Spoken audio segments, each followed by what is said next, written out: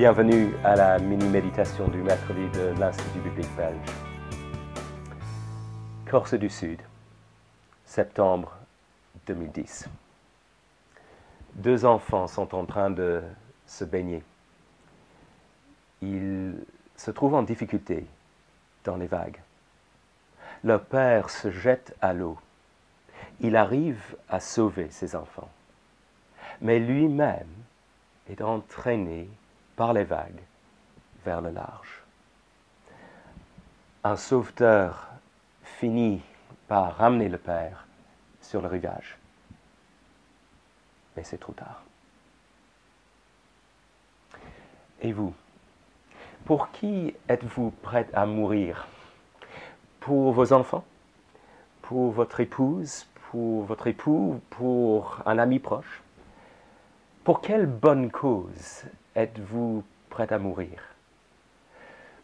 Pour la patrie? Pour défendre un principe tel que la liberté? Si vous connaissez le film de Ken Loach, Le vent se lève, vous savez que beaucoup d'Irlandais ont été prêts à se sacrifier en faveur de l'indépendance de leur pays. Le Christ, quant à lui, est mort non seulement pour des personnes qui étaient sans force, mais encore pour des personnes qui étaient impies, pécheurs, ennemis. Permettez-moi de lire dans la version de la Bible du Semeur, Romains 5, versets 6 à 8. En effet, au moment fixé par Dieu, alors que nous étions encore sans force, le Christ est mort pour les pécheurs, pour les impies. À peine accepterait-on de mourir pour un juste.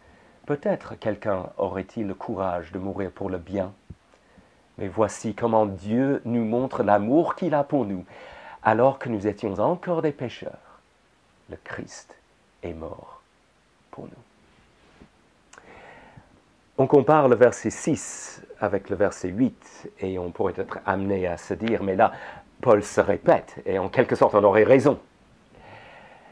Mais une répétition peut être l'occasion de marquer une insistance. Et vous vous souvenez de ce que, avant Pâques, nous nous sommes penchés sur l'amour de Dieu déversé dans le cœur par le Saint-Esprit. Eh bien, ça c'était le verset 5, eh bien, les versets 6 à 11, Paul met davantage l'accent sur l'amour démontré sur la croix.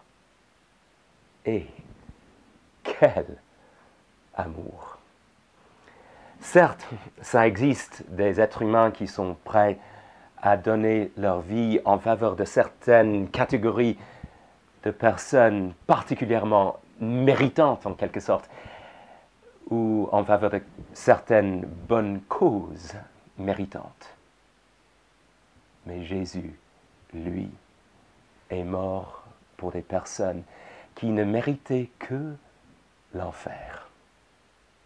Quel sauveur merveilleux je possède!